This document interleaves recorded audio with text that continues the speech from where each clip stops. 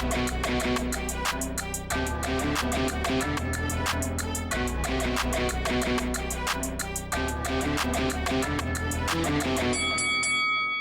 guys, welcome to Boxing Squared for boxing news and views from around the internet.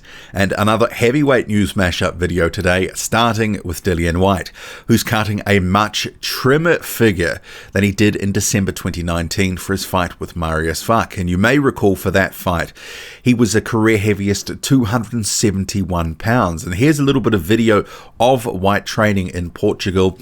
And then we'll just cut now to a graphic of 2019, December, and also a month out. This is July 2020. This is a post that Whyte has put up on Instagram. So he is cutting a much trimmer figure, and he will need to for this fight against Alexander Povetkin, because if he comes in overweight, that's not going to do him any good. He looked laboured against Marius Vuk, and he will know Alexander Povetkin is going to come in shape. He will be ready to go 12 rounds if it goes that far, and Whyte won't want to be gassing in the later rounds as he was against Marius Vuk.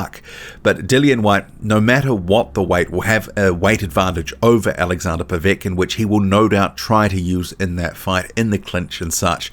But I would hazard a guess, given he came in the high 250s for the Joseph Parker and Oscar Rivas fights, mid 240s for the Chisora rematch, that it will be somewhere between those different weights. I would predict maybe 250 to 255. It really is hard to predict these things, but he's definitely coming in better shape than he did for his last fight, which will be beneficial for him. Trainer Peter Fury believes that Anthony Joshua is going to have to be aggressive and take some chances against Kubrat-Pulev. Joshua and his IBF mandatory Kubrat-Pulev are going to fight at some point, but it's yet to be rescheduled due to the pandemic. It is expected to be made for some point in late 2020. So Fury says Pulev is very cagey, he'll come in top condition as well, and he's really up for this fight. And this is Fury talking to Sky Sports, and he continues, you've got to break him down, and AJ will have to take chances in this fight because he's not going to just simply be able to land that double jab and right hand on Pulev, no matter how sharp he is. He's got a very good jab. He's an underestimated boxer, is Pulev. He's very awkward. AJ has to take it to him and be explosive, but be clever with it. You have to fancy the younger man, but like I said, you can't put anything past Pulev because he's a very cute professional fighter. It's not a pushover fight this, it's a serious fight. It's been confirmed that the Italian heavyweight prospect Guido Vianello is going to face Kingsley Ibeh on July the 21st on Top Rank's next bubble card. Now, Ibeh, he has actually fought twice already on these bubble cards, and last time out he upset New Zealand prospect Patrick Mailata. He's had a couple of wins. This is his third fight, and he's one of these guys, kind of like Clay Collard, who has enhanced his reputation on these cards. Then again, there's not been a lot of big name fighters on these cards, so there was always an opportunity for fighters to enhance their reputation, as Ibeh has done. He's going to come in there, he's going to bring some effort, especially early on. He's going to throw a lot of punches. And Vianello, he is one of Top Rank's young heavyweight prospects, and his manager, Sam Jones, says that this is a big step up for him. And in some respects, he's right. It's not a massive step up, but it's certainly a step up from the competition Vianello has faced to date. So it could be a very entertaining fight if Ibeh does come forward in those early rounds, really swinging for the fences, as he did against Patrick Mailata. I'm looking forward to see how that one pans out. The Australian heavyweight Lucas Browne has reunited with his former long-term manager Matt Clark. So a press release issued by Clark says former WBA heavyweight champion Lucas Big Daddy Browne has re-signed with long-term manager Matt Clark to guide the last chapter in his career.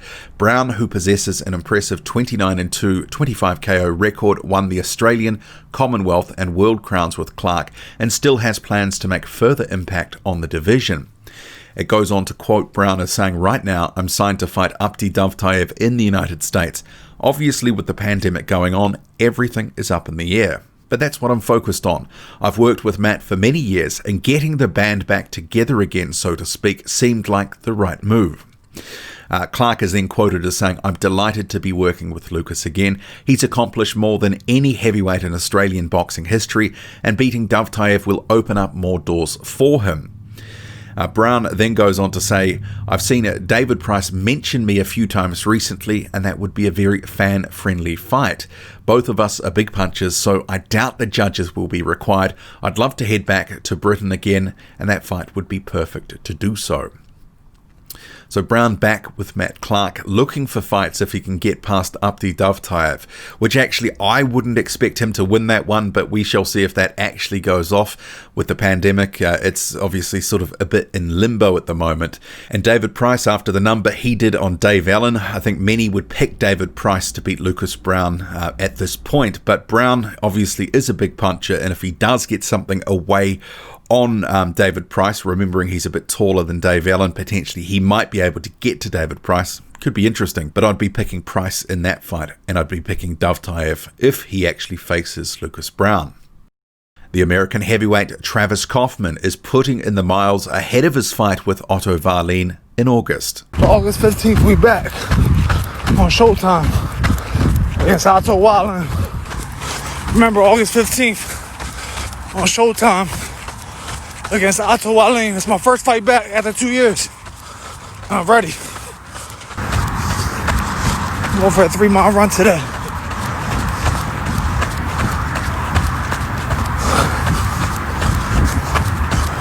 Next week, I'm picking up the 5. And this fight between Kaufman and Otto Wallin, it sort of shapes as the battle of the COVID heavyweights, both having had the virus in recent months. And I'm not sure of any other matchup at the moment where you have two guys who've had the virus. So it just kind of adds another angle to it. But Kaufman, he's been out of the ring since a loss to Luis Ortiz in 2018, almost 2 years out of the ring. Otto Wallin, almost a year out of the ring since a loss to Tyson Fury. So Wallin, for him, because he is the favourite going into this one, this shapes as a tune-up fight of sorts. He will get some rounds against Kaufman. I would expect that would either go quite late into the fight or more than likely go to points with a wide decision to Wallin. And rounding up this heavyweight news mashup video, Jarrell Big Pharmacy Miller will front the Nevada State Athletic Commission on August the 5th. There's a hearing in which they will discuss his case, obviously recently failed a drugs test. And that put paid to a fight with Jerry Forrest, which was cancelled after that drug test result came to light. What do you make of it all? Drop a comment, loud and often. Hit like, hit subscribe. Follow me on Twitter, boxing_squared. I'm out.